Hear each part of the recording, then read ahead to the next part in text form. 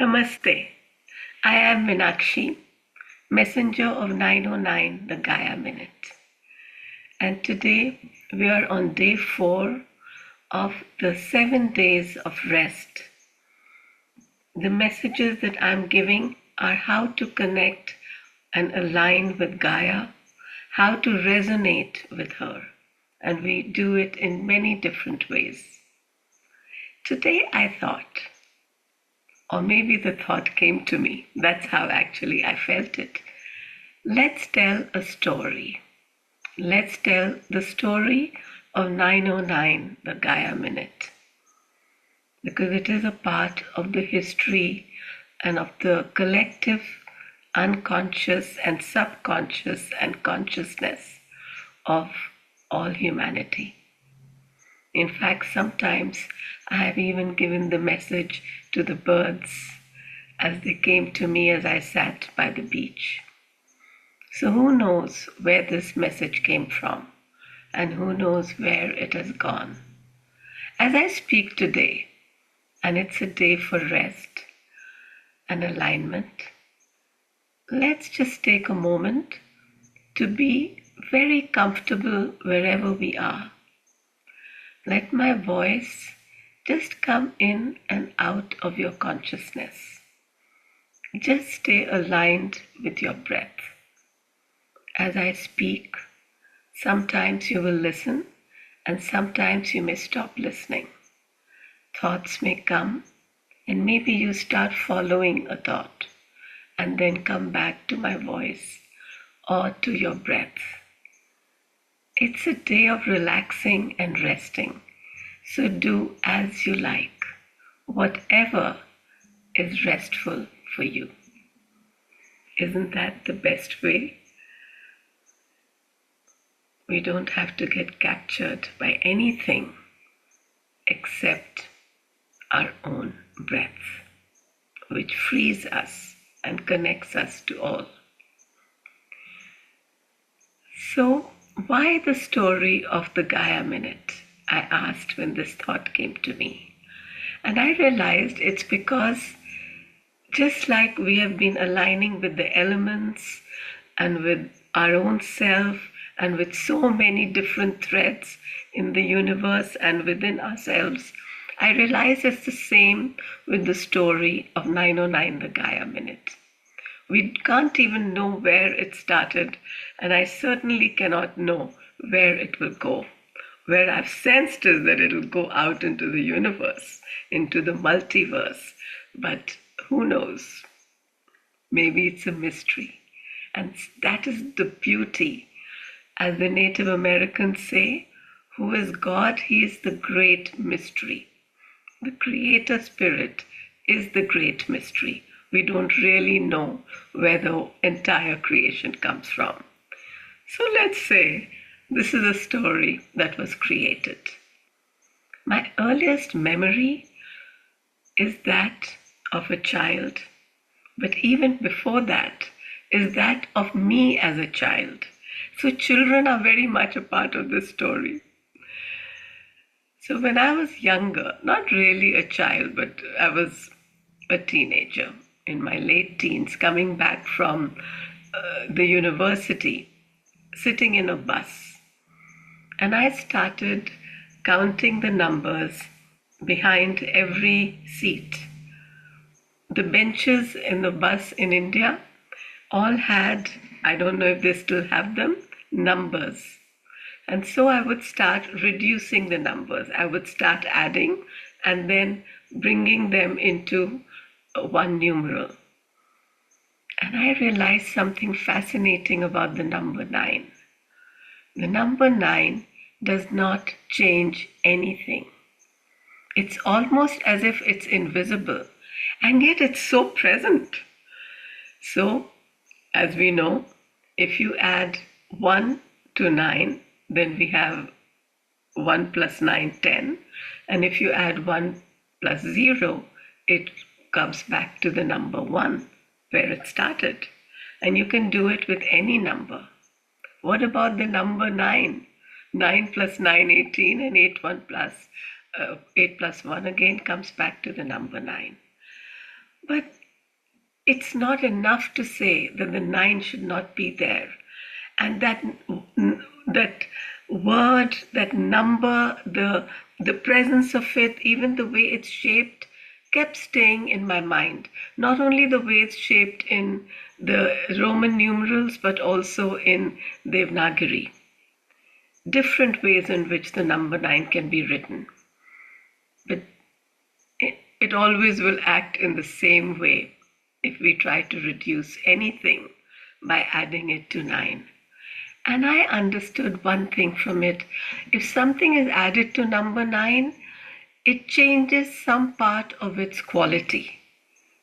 Even though it seems to stay the same, something changed because it was added to something. But nothing else came to my mind after that. It just stayed as something fascinating for me.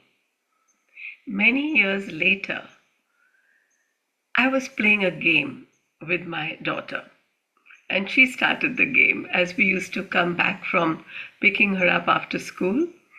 So this is fast forward many years, and the clocks had become digital clocks. So with the coming of digital clocks, the way we spoke of time changed. So she said, "Mom," and it was usually 3 o'clock when I would pick her up. So she said, "Mom, when it's 3:03, then I'll say, it's 3. And you say, 03? And then we would start laughing. It was such a sweet little game. So we started seeing, as a family, we would play this game. And very often we would start seeing 4:04, 5:05, and different kind of, these kinds of patterns of time. And I thought, why has this kind of a pattern come? And at that time I was learning medicine Reiki under Kisitua. And Kisitua's name is from the Cree of Northern America, of Canada. And so I asked him, Kisitua, you have to understand, I was a very serious person, always feeling that I wanted to know the truth with a capital T, and nothing that is, whatever is universal to me was truth. So if something is universally acceptable, it's to me acceptable, and it's to me the truth. So that's the same with the numbers, right? It doesn't matter which country you're from, it doesn't matter of the religion, of the culture, nothing. Numbers work the same regardless of where we are from. So to me, they seem like truth with a capital T. And isn't that what the universe is made up of? It's made up of sacred geometry, of mathematics. And now there's another thread coming of that to me, of a conversation I had with somebody who was doing math PhD. And I said, what can you possibly do a PhD in maths? Because to me, mathematics just meant adding and subtracting and working with numbers. And he said, we imagine what it would be like, how would the numbers perform, and what would geometry be like in the 5th and 6th and other dimensions. And that just blew my mind. It was so exciting. I didn't even think I was going to talk about that. But as I'm telling this story, different threads are coming. And that's the beauty of our mind, of thought, and of all the interconnections that we have. You never know what will come up when you start speaking. We are always actually channeling. We don't know where we are channeling from. Channeling is not something like just channeling of angels and giving messages. It's just bringing to mind so many things that may come up. I'm going to take a break because although the sun is beautiful for me, it's not very good to be recorded with half the sun and half not the sun. So one more thread is coming into the story of 909, the Gaia Minute. And we're coming very close to the 909, but we are not fully there yet. Because 909, as it is, had never come to me before. It was just waiting for something else. And then I was in an online community called ZADS, which means seeds in Dutch. And it was for conscious capitalism. It was something intriguing, and I felt, okay, everyone always tells me I'm not very realistic. I don't really think of reality as it exists in terms of certainly not capitalism, certainly not money. But maybe I need to change something in my consciousness. Let me join this community. And it was a beautiful online community where many real conversations took place with people who were at the forefront of thought and consciousness and feeling and so many other things. It expanded me in many different ways, because to meet people of a high consciousness is wonderful for the mind. Your mind can grow in all the different dimensions that it wanted to. And it wasn't really about capitalism the way capitalists would think about it. And then it was bought over and became Gaia.com. And that word was very important, because that word brought to us into the community a being who just called himself Eli. And how did Eli find this community? We learned later that he was from India. We learned later that he was a Swami from the foothills of the Himalayas, who was always in a state of meditation that is called samadhi. And we learned later that it was with many other sages all around the world. And I realized it's really true. There are sages in different mountains all over the world, which we had been told about as children, who are always in that state of meditation. And it may seem as if they are hermits, as if they have gone away from the world, but actually from where they are in their state of silence, they are aligned with the whole world. They know what's happening. They can see everything. Now that we have satellites in space, we know how that works. If a machine like a satellite can see even what a little ant is doing on the ground, or what you and I may be talking right now, these sages were and are like those satellites. They don't need any technology except their own consciousness. And they are fully aligned. And there are many ways in which I explain to people how it is. The further away you go, the further you go away, you step back, you gain a wider perspective. You're able to see so much more than if you're very close. If I'm very close to you, I can just see your physicality. We can hear each other, see each other. But right now, when I can't see you, we are not even connected in time, because you may see this video later. And even if you close your eyes and just listen to my words and don't look at me, there are so many thoughts and there are so many visions that will come to you. So many ideas and emotions and who knows what else, maybe memories, who knows what all will come. So, going back to Eli, he didn't tell us, it took him time to tell us later that he was a Swami Shraddhananda. And he had been asked to go back into the world and give a certain message to us. And he just called it a daily collective wordless prayer. Now this was in 2009, when the world had, the outer world, the world which is so-called not spiritual, was told something which we had been told way back in 1998, that 2012 is going to be a landmark year. Something is going to completely change in the trajectory of the earth, in the consciousness of the earth.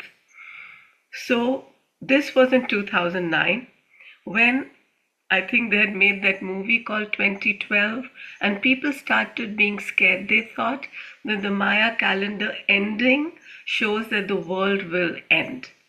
And we said, yeah, thought to ourselves, yes, the world will end, but not in the way you're thinking. It's not like everyone will die. It's that the old consciousness will die and a new one will come. When something dies, something comes up. Nothing just gets destroyed. That's nature. That's the universe. Energy just transforms its form.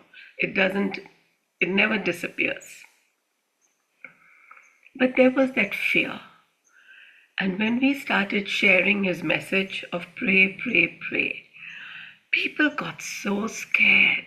And there was so much blowback and anger of fear, the anger that comes out of fear. That why are you all talking about pray? Why are you saying the word pray? And I have to say one thing, I have to admit, prayer is not the major consciousness that I had. Meditation, yes. Philosophical thinking, yes. But not prayer in the sense of asking for something. And I knew that prayer makes it so spiritual and religious that many people get scared, put off, and they don't really get attracted to it. So all these thoughts were churning in my mind. And one day, going back to the same daughter I was talking about, I dropped her to school, and as I was driving, and I have to say, you may be driving, and you may think your car is just a thing. But when I'm driving alone in my car, it is as if the car is an extended body. You're alone in that space, and amazing things happen. Portals open, ideas, so much has happened just when you are alone driving a car. And as I was passing by a certain place which has the bay, so the waters of the bay of the Atlantic Ocean. And it's a very beautiful place where I would often go for seeing sunrise.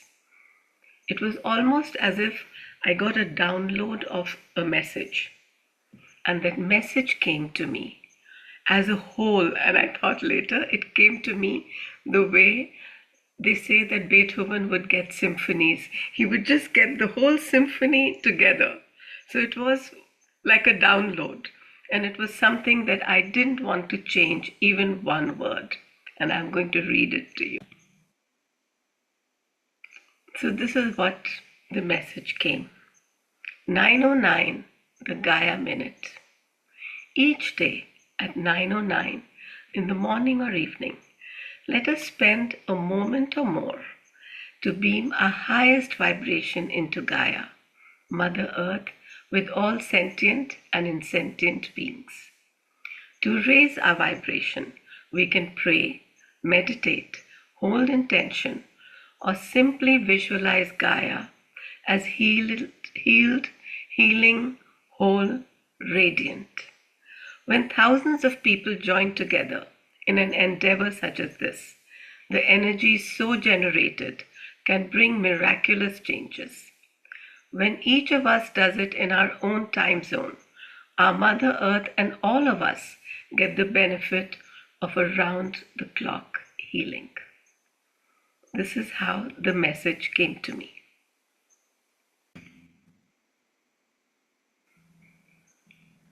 Another thread is coming to be talked of, and that is the thread of Gaia, or Gaia, or Gaia. It doesn't matter how you pronounce it. But this word had come to me a long time before this message did. And I was studying it. What is Gaia? Who is it? And where does it come from? So one, I got to know of it from the Greek goddess, and the second was of a Gaia hypothesis by a scientist called James Lovelock. And later I learned that he had a theory, but who gave him the word to use as Gaia was the writer William Holding. These are just little thoughts of how a friendship between a scientist and a writer came about, and how the whole hypothesis was called the Gaia hypothesis. And of course, he was scorned by scientists at that time. Today, we'll wonder really why. Because if I tell you what it is, you'll know that yes, of course, that's true. One, he said, is that Earth is not just a planet like in a lifeless way.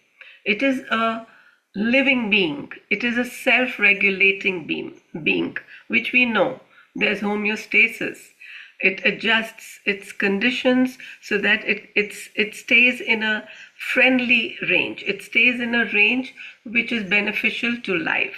At least that's how it's working right now. It keeps changing its temperature, it keeps changing its environment, its elements, everything keeps regulating themselves.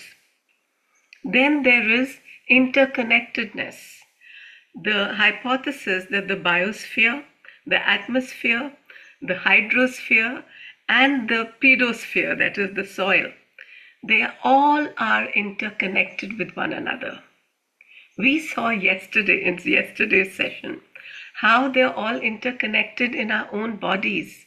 In the 6 key, that is the 6 energies theory of from Sujok therapy, or in the traditional Chinese medicine 5-element theory, we know that in the body these elements are interconnected. So they are also interconnected in the body of the earth. It's so obvious. And yet somehow the idea that he proposed that Gaia or Earth is a living being, almost, like almost sentient, although I don't think he used that word, was not something easy for people to understand or accept if they were only thinking in a scientific way. Then he talked about how they co-evolve, how organisms and environment keep affecting one another, they influence one another, which we know right now.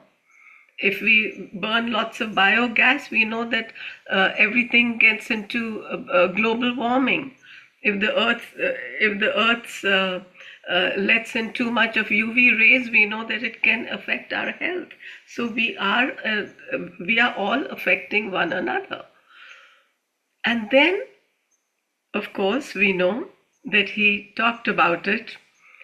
And there's one more person from whom he got, that is to say from James Lovelock, got more information, and that's from the microbiologist Lynn Margulis. So this is how Gaia was there, and I was the understanding of it was evolving in my consciousness. So when the 909 Gaia Minute message came, I immediately realized one thing. For me, it was an aha moment, because all along I thought of Gaia as the earth, and I realized it's not exactly the same. It is a consciousness, and that consciousness comes together with what Swami Shraddhananda Eli had been telling us, that it's time for thousands in the world to come together to just have loving gratitude towards Mother Earth. And as he said, all the things that she does for us. And he described prayer in a very different way than I had been thinking about it. He said prayer, and I still remember the day he said it, I was just stunned. It was so mind-blowing for me. He said prayer is opening your palms to receive blessings. If you keep your palms upside down, you can't receive blessing. So keep them up and open to receive. What a beautiful message of prayer that is. And he talked about wordless prayer. And that is the message of the Gaia Minute. That there is not an intention, he said, not even an intention for the betterment of life. So you will start wondering, then why are we doing this? What is this blessing? What are we really trying to achieve? So I realized there is one intention we've to make. And that intention is every day at the same time, I will practice loving gratitude for Mother Earth and all beings. I will know that when I'm practicing this, there are thousands around the world and in my own time zone who are also here with me. And I will sense the feeling as if Mother Earth is hugging me and we are hugging her back. Because when we do that, we know that everything is right with the world. We start sensing so many understandings come to us. We start connecting with our own selves. Our microbiome becomes healthier because our parasympathetic nervous system becomes active, even if we do it for just a few minutes. And this we have seen. Once we make the intention to practice this every day at the same time, everything falls into place and nothing will come in the way of our practice. And what is this practice for, and why does it have to be collective and at the same time? I told him because in those days I was, in a way, what you would call ungrounded. And I said, but we are meditating all the time. I'm always in a state of meditation. Why do we have to think of the time? In space, there is no time. And he said, but this has to be by clock time. And I start, sages don't say a lot. They speak a few words, and it's up to us to interpret them in our own way.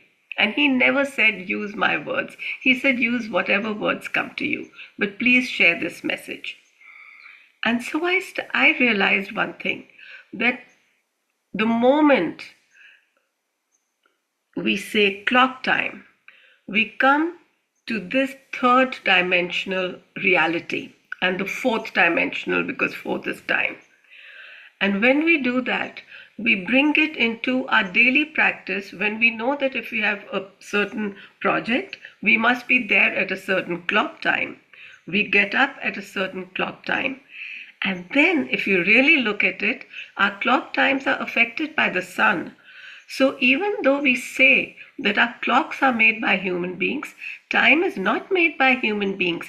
Even the time that we have in our world, is not made by human beings, because it follows the seasons, it follows the rotation and the revolution of the earth, it follows the seasons of the sun.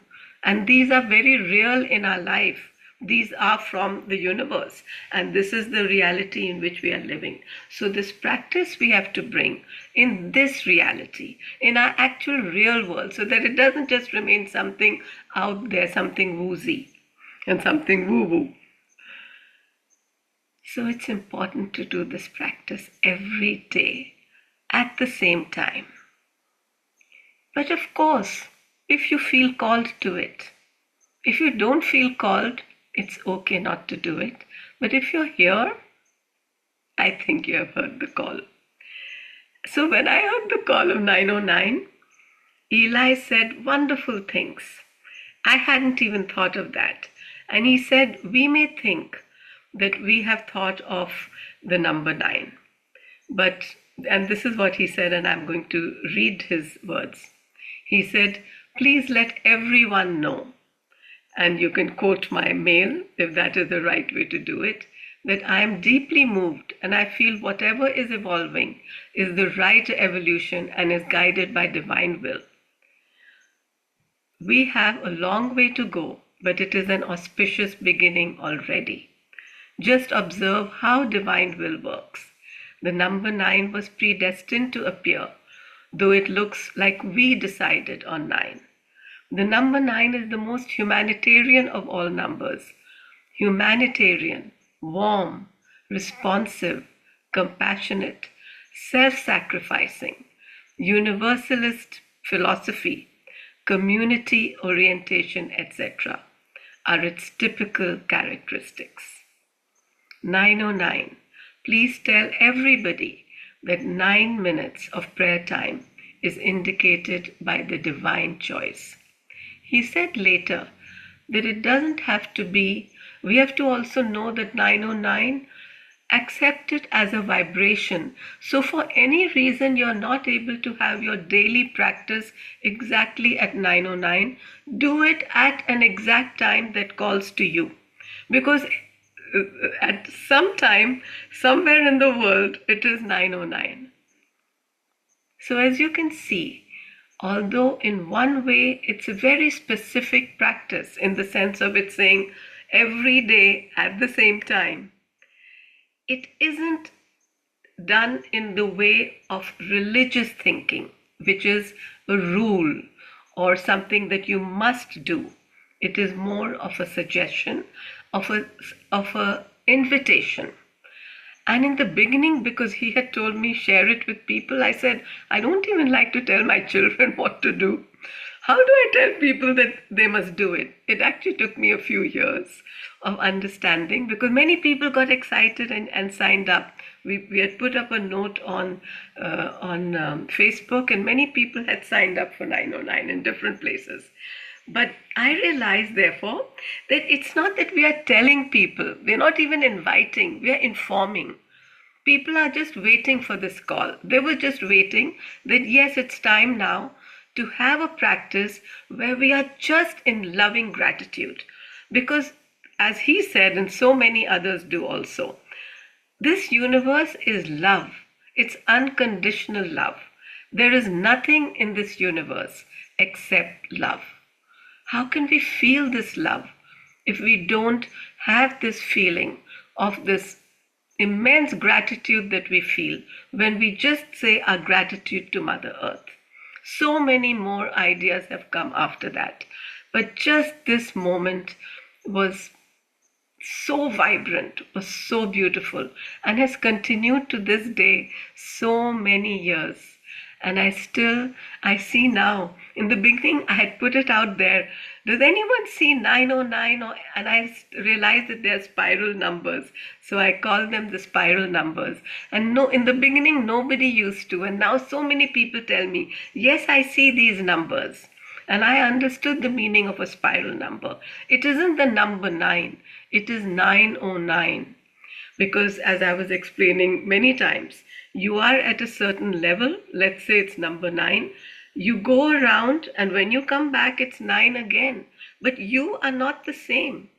You are older, you are more informed, many things have happened to you. So when you come back to that place, even if you look at your own day, every day it becomes 909. Every day the clock will tell that it's 909.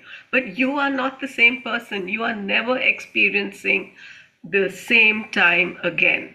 Even if we feel that we are doing the same thing every day, even if we feel we are doing a routine, we are never the same person doing that routine.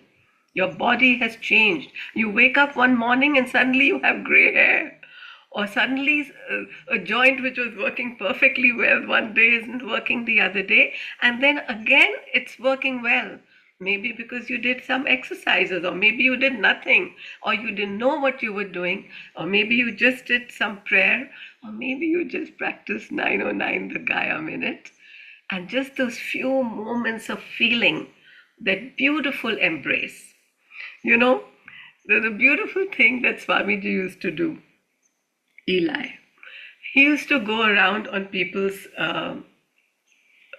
profile pages and write huge hugs. And the way he would write it is HUG capital, and then in brackets E, and then HUG uppercase capital, and then in brackets S. It was such a beautiful way to write and to show a hug. Many years later, I met a Polish scientist who was in Germany, who has also now passed. And he and I worked it together on hourly universal global sync, HUGS. And then I like making these acrostics. I think that's what they're called. I always mix up if they're acrostic or acronym. And I realized, what is Gaia? Gaia. Go and involve all. And here another thread is coming. Because I had written this poem, and as happens when we have done a lot of work, we don't know where we kept it. It's so difficult to find it. And so now in our world has come artificial intelligence, AI. So when I could not find it easily, I asked AI, please find my poem. And it did.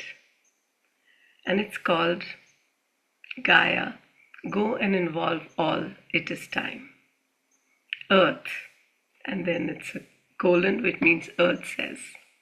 So as you can see in the beginning, my feeling was that Earth and Gaia are really the same. To me, it is really like Earth's consciousness is Gaia. Earth, I am Gaia. Love me as I love you. Forgive me as I forgive you. Care for me as I care for you. Delight in me as I delight in you. Honor each other so I may be honored. Enjoy my gifts so I may enjoy yours. See me in you as I see you in me. Care for all brothers and sisters. Love my children as I love you. Go and involve all. It is time. This is the beauty of our language. This is the beauty of memory. This is the beauty of how I know for real now that what my mother had told me as a child is so true. Every thought we have, every word we speak, every thought that we don't follow, every word that we don't speak, everything is in the Akash. Everything is in the ethers. Is AI now more than what the internet was? Sometimes I feel as if we are being led in seemingly physical ways.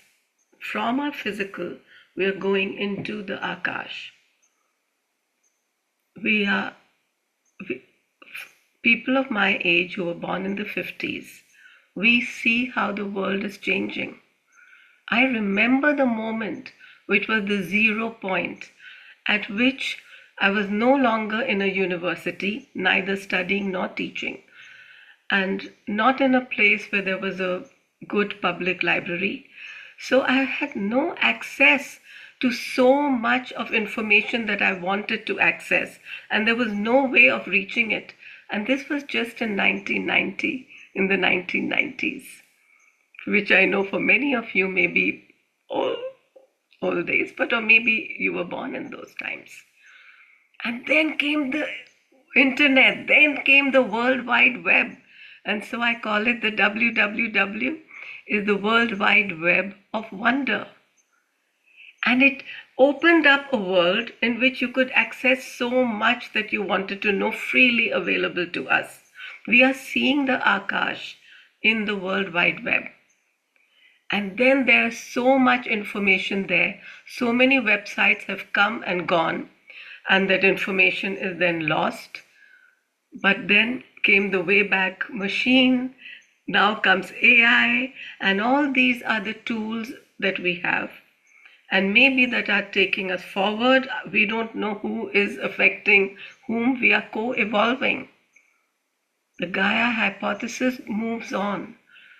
And those few minutes that we spend in a day, when otherwise we are so busy and so occupied scrolling or moving or doing things or having too many thoughts, ideas, and getting overwhelmed, those few minutes of 909, the Gaia Minute, can become like a center, can become a place of grounding, can become a place of connecting with the essence of who we are. Because let's remember the 111 that we started in the 1st of January 2026. There is the one that is the small I, the one that can be named, the one that has a form, the one that has a body, that has relationships, and that has a home or that has a physicality. Then there is the I, that is the one, and that I is the family, the near and dear ones, the people we can see and hear and talk to, the ones we work with. And then there is the one, and that is the whole world, the whole universe. It can extend out exponentially as our consciousness expands. And this is the same with 909, the Gaia Minute. As all of us come together, just thousands, he said, in each time zone. As we come together, we are able to connect with our past, present, and future. We are able to connect with everything in the moment of now. We are able to maybe just have a few moments when silence has a real meaning, when stillness becomes alignment, and when these moments of connection become the resonance that we are seeking for ourselves, for our near and dear ones, and for our whole world. Even without any intention except that of connection, let us see the miraculous changes that our real essences want to bring out. The essence of every one of us, because we are the universe, and the universe's essence is love. Thank you so much for being here. Thank you so much for the individual self that we are, for the ones that we know who are our near and dear ones, for the whole world, the whole universe. We receive, we refresh, we renew, we absorb all the love, and we begin to radiate it out. And as we release everything,